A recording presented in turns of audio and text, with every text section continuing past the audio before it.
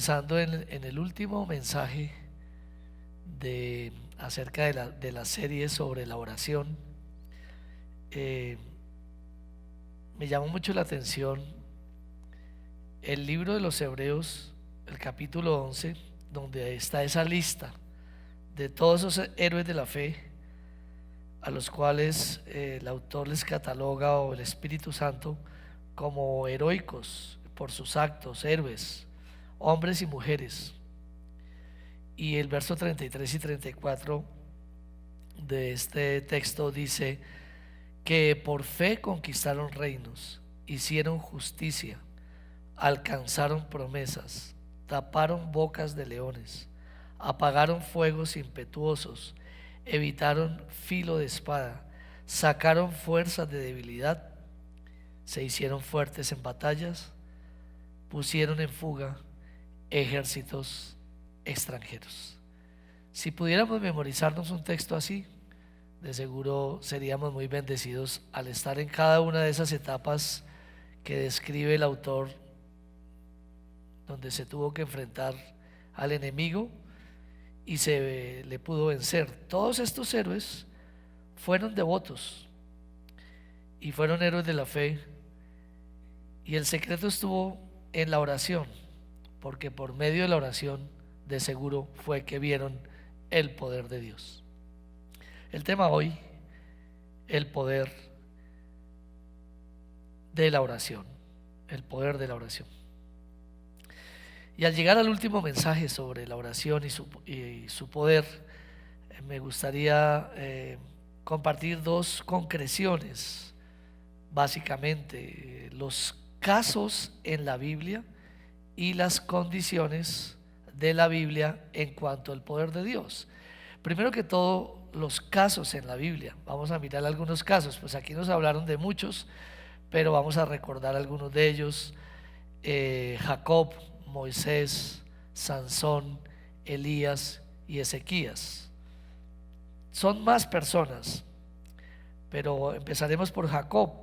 Jacob se va a encontrar con su hermano Esaú después de mucho tiempo, y entre ellos hay una dificultad grande y una rivalidad por causa de aquella bendición usurpada por el hermano menor, es decir, Jacob. Y hay una tensión grandísima, tanto que ellos se separaron pues para que no hubiera una muerte. Pero finalmente, como la vida, siempre nos tendremos que encontrar, o Dios permitirá, la mayoría de las veces, que nos encontremos con aquellas personas con las que tuvimos un gran conflicto, un gran problema, y uno diría, ¿por qué tenernos que encontrar? Pues Dios va a probar nuestro corazón en medio de eso. Y al tener que encontrarse con su hermano Esaú, que tranquilamente lo quiere matar, pues él hace una oración a Dios. En Génesis 32, 9, la primera parte, y el verso 11 dice: y dijo Jacob: Dios de mi padre Abraham y Dios de mi padre Isaac, líbrame ahora de la mano de mi hermano, de la mano de Esaú, porque le temo. No venga acaso y me hiera la madre con los hijos. Jacob tenía una mala conciencia en todo caso. Sin embargo, pese a su mala conciencia, podía volver a confiar en Dios. El resultado de la oración fue que el corazón de Esaú se apaciguó y pudieron reunirse de forma amistosa y expresar aún sus aprecios. Si usted nota el texto allá, usted va a encontrar que Esaú se echó sobre el cuello o el cuerpo de su hermano Jacob y se abrazaron de una manera increíble, y ahí se pudo ver el poder de Dios. Otro personaje es Moisés. Por la oración, Moisés fue respaldado por Dios y a la vez protegido ante el faraón. ¿Por qué fue respaldado y protegido? Porque este líder Moisés oró dirigido totalmente por Dios y oyó obedeciendo, para que el Señor escuchó la petición de él dirigido por Dios para que vinieran las plagas sobre Egipto. Entonces, imagínense. Y también guiado por Dios, oró para que las plagas se fueran, y fue así. Éxodo 8, 30 al 31. Dice: entonces Moisés salió de la presencia de Faraón y oró a Jehová. Y Jehová hizo conforme a la palabra de Moisés y quitó todas aquellas moscas de Faraón, de sus siervos y de su pueblo, sin que quedara una. Otra vez, el poder de la oración para primero orar por plagas. ¿Oraríamos por plagas? ¿Por qué oraríamos? Por ejemplo, hoy con lo que viven las naciones con sus gobiernos. ¿Qué podríamos orar? A alguno no se le ocurriría jamás ese tipo de cosas, ¿verdad? Y ni que se le ocurra, a no ser que sea guiado por Dios.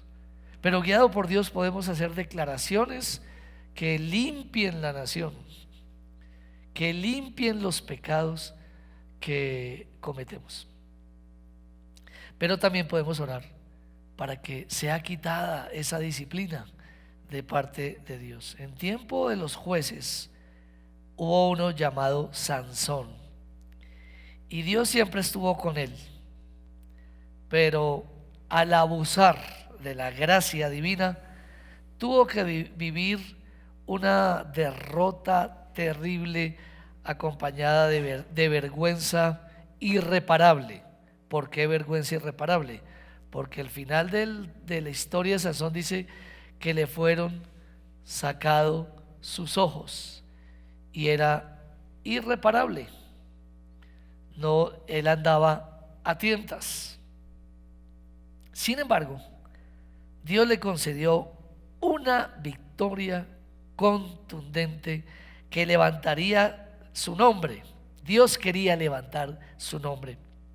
Y ahí es donde debemos recordar que nuestras oraciones principalmente Dios las responde porque Él quiere levantar su nombre sobre todo nombre, y así lo hace. Y Dios levanta el nombre suyo, y también de alguna manera levanta la cabeza de Sansón, porque él había sido puesto con un propósito, y el propósito era exterminar a los enemigos, pero algunos podían dar por perdido este encargo al haber pecado y abusado de la gracia y estar ya en ese estado deplorable, de esa condición terrible en la cual se encontró. Pero Sansón hace una oración y el poder de Dios viene en ella. Jueces 16, 28 al 30. Entonces clamó Sansón a Jehová y dijo: Señor Jehová, acuérdate ahora de mí y fortaléceme, te ruego solamente esta vez, oh Dios, para que de una vez tome venganza de los filisteos por mis dos ojos. Así luego tomó luego Sansón las dos columnas de en medio sobre las que descansaba la casa y echó todo su peso sobre ellas, su mano derecha sobre una y su mano izquierda sobre la otra. Y dijo Sansón: muera yo con los filisteos. Entonces se inclinó con toda su fuerza y cayó la casa sobre los principales y sobre todo el pueblo que estaba en ella. Y los que mató al morir fueron muchos más que los que había matado durante su vida. Por medio de la oración, Dios finalmente también podemos decir que cumplió el propósito con el cual había enviado a este juez. Y sabemos la oración más popular, si lo pudiéramos decir así, acerca de la naturaleza es la de Elías, con respecto a la lluvia, que por medio de ella estaba de por medio la alimentación, el hambre de los pueblos. Santiago 5, 17 y 18 dice: Elías era hombre sujeto a pasiones, semejantes a las nuestras, y oró fervientemente para que no lloviese. Y el poder de Dios no llovió sobre la tierra por 3 años y 6 meses. Y otra vez oró, y el cielo dio lluvia, y la tierra produjo su fruto. Oh, cuánto poder hay en la oración. Cuánto poder hay. Vimos un caso de reconciliación, vimos un caso de juicio y liberación con Moisés, vimos un caso de un propósito que tenía que ser cumplido por parte de Dios por medio de un juez, y aquí un caso frente a la naturaleza, frente a las necesidades, al hambre. También un rey apesadumbrado por haber sido sitiado, su pueblo estaba en peligro, y una nación enemiga viene contra él, y ese es el rey Ezequías. Y Ezequías oró para que el poder de Dios interviniera. Ya los decretos y los juicios que se iban a decretar, que estaban ya mandados, ordenados, con la grata respuesta que Dios vino y derrotó a sus enemigos. Hablamos de Ezequías. Hoy podemos ver en nuestras naciones las amenazas, los peligros para los gobernantes, para la institucionalidad. Sabemos o hemos escuchado esa posibilidad o ese hecho de todos los millones de dólares o de pesos que se están dando para la muerte de fiscales o cosas así. Pero aún ahí el poder de Dios puede descender, aunque aparentemente todo esté listo y no haya nada que hacer. Todavía tenemos a Dios para que intervenga semejantes calamidades para una nación y lo que esto conllevaría. En 2 de Reyes 19, 14, 15, primera parte, y el verso 19 dice: y tomó Ezequías las cartas de mano de los embajadores, y después que las hubo leído, subió a la casa de Jehová, y las extendió Ezequías delante de Jehová, y oró Ezequías delante de Jehová.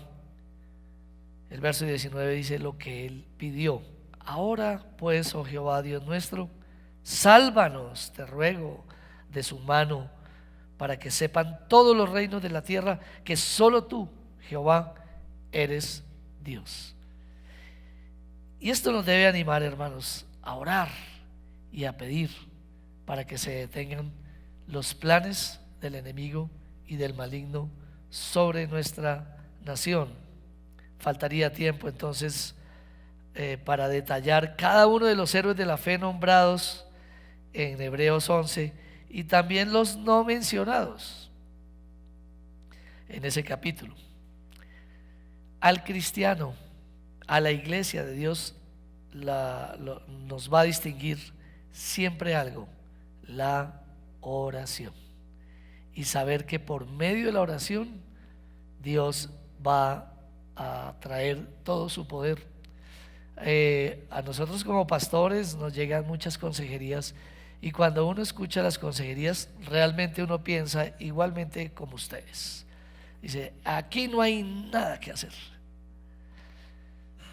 Pero siempre tenemos la esperanza de la intervención divina, de cómo Dios interviene cualquier área por medio de la oración. Entonces, dentro de este último mensaje de la serie de 7 mensajes sobre la oración, está la oración y el poder. 2 concreciones: primero, los casos en la Biblia, los cuales nos llevan a confiar, y segundo, las condiciones en la Biblia. Hay condiciones en la oración. Uno podría decir que no, otros podrían decir que sí. Observemos algunas condiciones que la Biblia nos dice que tenemos que tener en cuenta, o para ser oídos, o para esperar una respuesta, o para conformarnos a la voluntad y el propósito de Dios. El poder de la oración no es automático. El poder de la oración tampoco es mágico. No es una varita. Las promesas de la Biblia concernientes a la oración van unidas a ciertas condiciones. No solo debemos orar, por ejemplo, sino también, entre una de las condiciones, saber esperar y saber actuar. Saber esperar y saber actuar. Y por supuesto esto en el tiempo indicado. Lucas 11:9 nos dice que el Señor nos habla de orar y dice: y yo os digo, pedid, buscad y golpead.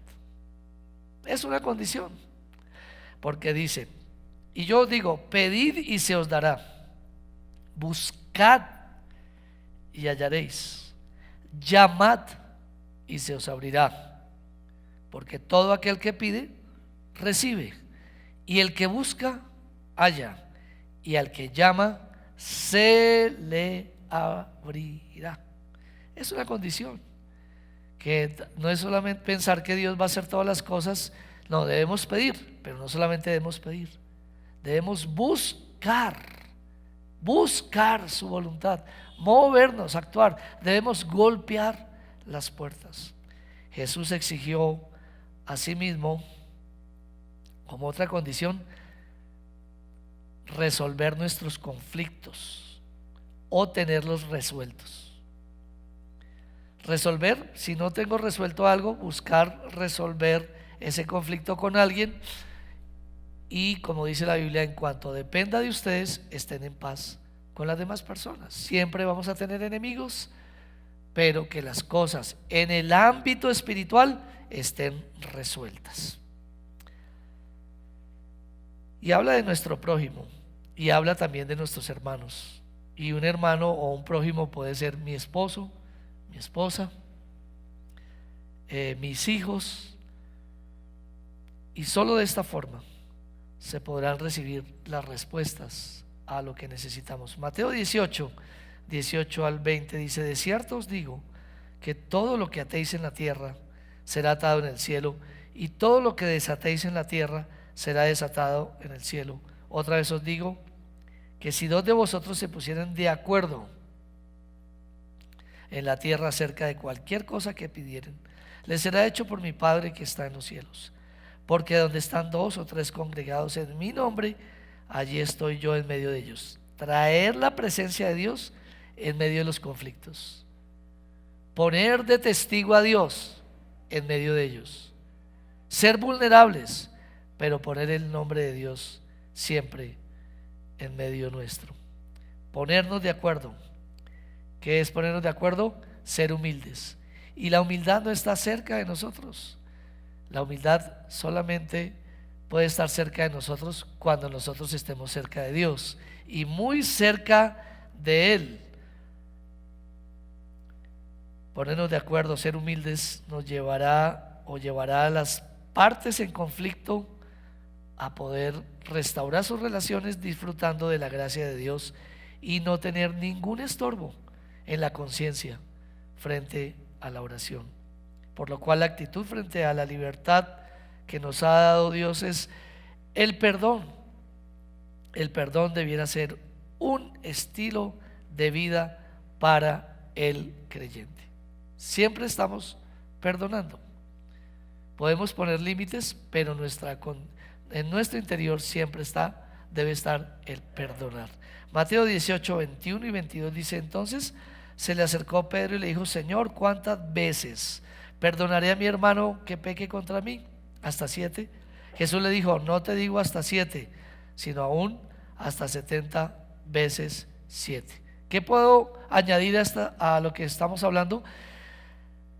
Que como todos los días podemos llegar a tener conflictos, o semana a semana, pues debemos solucionarlos, y por eso no se puede contar las veces que perdonamos o las veces que debiéramos perdonar.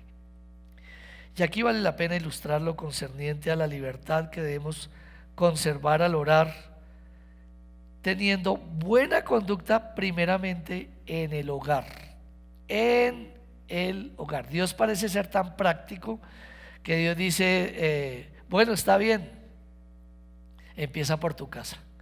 Pero ese empieza por tu casa es de lo más difícil, porque ahí es donde se desarrollan los mayores conflictos, porque es con las personas que más convivimos. Con las personas que menos convivimos, menos roces tendremos. Con las personas que no profundicemos tanto nuestra relación, pues eso nos va a permitir no tener situaciones donde nuestras emociones, sentimientos, razonamientos estén involucrados y afectados.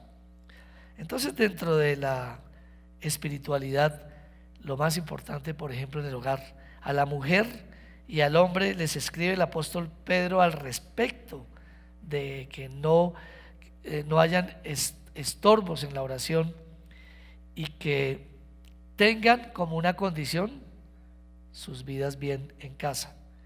¿Qué le dice primera de Pedro 3, 1 al 4 a la mujer? Le dice: asimismo vosotras mujeres estad sujetas a vuestros maridos, de tal manera que la mujer que no está sujeta a su marido pues debe entender que sus oraciones es posible que no sean contestadas,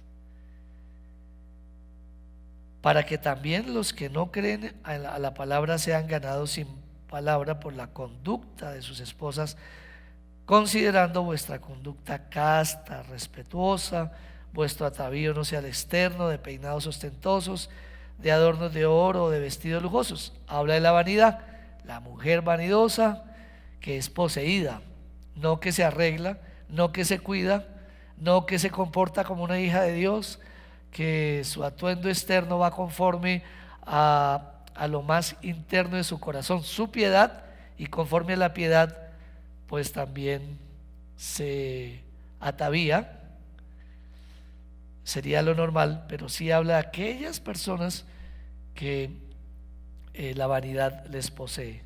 Si no dice sino el interno, el verso 4, el del corazón, en el incorruptible ornato de un espíritu afable y apacible, que es de grande estima delante de Dios. Y al hombre, ¿qué le dice? Le señala también una condición para ser oído y para que sus oraciones continúen. Ustedes conocen el texto, pero sé que algunos de ustedes, o en un momento algunos de nosotros, no lo viviremos.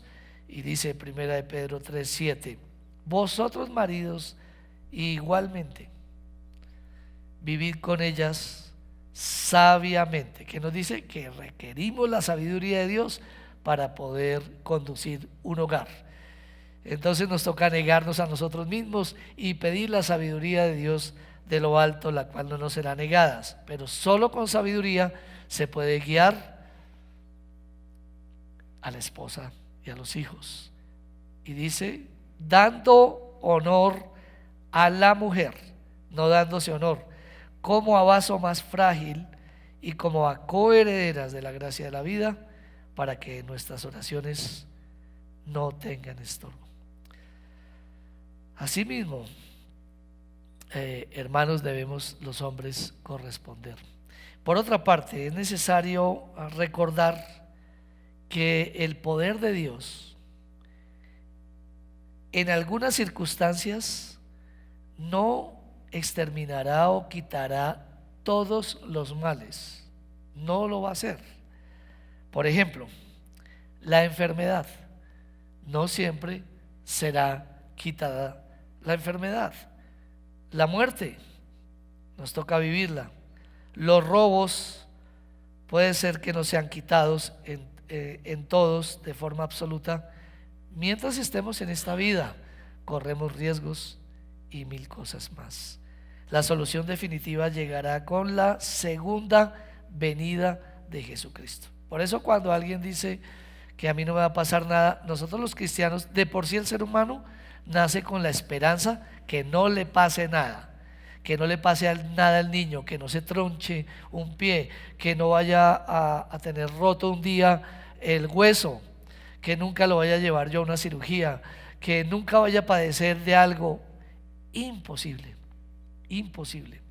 Solo cuando Cristo venga, entonces ya Él nos dará un cuerpo glorificado, ya no estaremos dentro de estas condiciones de los vestigios de la raza caída, y ahí sí, ¿no? También otros me imagino no envejecer, algunos me incluyo, ¿no? Que nunca podamos envejecer, sino que todo siempre estemos jóvenes, y que lo más, ojalá que ni una gripa, y que cuando uno se muera simplemente uno abra los ojos y ya está en el cielo, y no pase uno por de pronto un estado de coma o alguna cosa así. Que ningún cristiano le pase eso, podríamos decir. ¿Y cuántos de nosotros iríamos a una iglesia que diga eso? Sería fantástico. A mí también me gustaría ir a una iglesia así, que donde me digan no le va a pasar nada, no le van a robar, yo quisiera ir a esa iglesia, pero pues como sé que es la verdad es otra más bien, entonces pues es inevitable pensar que tenemos que pasar por cosas difíciles, y aún debemos sufrir los estragos del pecado, como lo hemos dicho. Y Romanos 8, y ya para ir terminando, el verso 35 y el verso 38 y 39 nos habla exactamente de eso, que no siempre Dios va a contestar lo que nosotros estamos esperando, o vamos a ser exhibidos de esto. Es nuestro deber orar y encomendar el día para ser protegidos, y es nuestro deber cuidar nuestro cuerpo para que la enfermedad no llegue. Es nuestro deber, hay muchos deberes, pero entre el poder de Dios y nuestros deberes también no debemos olvidar la condición a la cual Dios nos ha permitido vivir bajo una nube de pecado y de consecuencia, donde somos eximidos muchas veces, pero no quiere decir que siempre. Pues el apóstol Pablo dijo: ¿quién nos separará del amor de Cristo? ¿Tribulación? ¿O angustia? ¿O persecución? ¿O hambre? ¿O desnudez? ¿O peligro? ¿O espada? Por lo cual estoy seguro, verso 38, de que ni la muerte, ni la vida, todo lo que ocurra en la vida, ni ángeles, ni principados, ni potestades, ni lo presente, ni lo porvenir, ni lo alto, ni lo profundo, ni ninguna otra cosa creada nos podrá separar del amor de Dios, que es en Cristo Jesús, Señor nuestro. Lo que sabemos en medio de lo que nos ocurre es que Dios nos ama, y Él vino en su condición de hombre y sufrió, y a nosotros nos toca también sufrir algunas cosas que debemos enfrentar. El texto nos da a entender que estas adversidades no siempre se irán de nosotros, no siempre, algunas veces sí. El apóstol Pablo casi siempre se despedía pensando que era la última vez que iba a estar predicando, y vivía despidiéndose. Yo creo que algunos le podían decir, como el vallenato: solo promesas te volviste así, porque nada, que él se moría, porque él iba a morir el día que tenía que morir, y así era. Sufrimos amenazas, pero solo Dios tiene la última palabra y el momento exacto. Entonces, hermanos, las adversidades no siempre se irán de nosotros, así como la fe no desaparecerá por la falta de la solución a alguna que otra adversidad. La fe no va a desaparecer, va a estar ahí.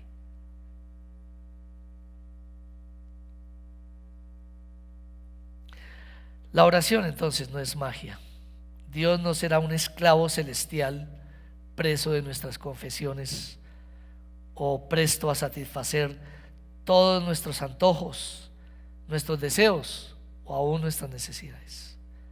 A veces el creyente inmaduro sufre amargas decepciones, no porque Dios falle en el cumplimiento de sus promesas, sino porque cristianos en ocasiones bien intencionados les dan promesa de Dios que Él nunca pronunció. Mire lo complicado y lo delicado de decirle a alguien, como dijo Jesús: vete en paz, levántate, toma tu lecho y anda. Pero qué complicado cuando se le dice a alguien: no morirás,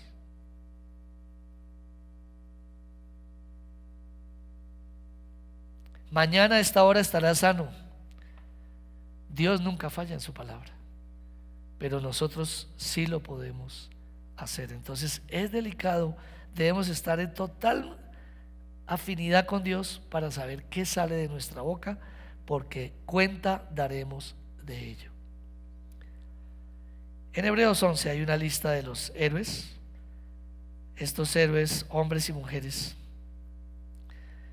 Hebreos 11, 33, 34, esos escenarios para terminar, dice que por fe conquistaron reinos, hicieron justicia, alcanzaron promesas, taparon bocas de leones,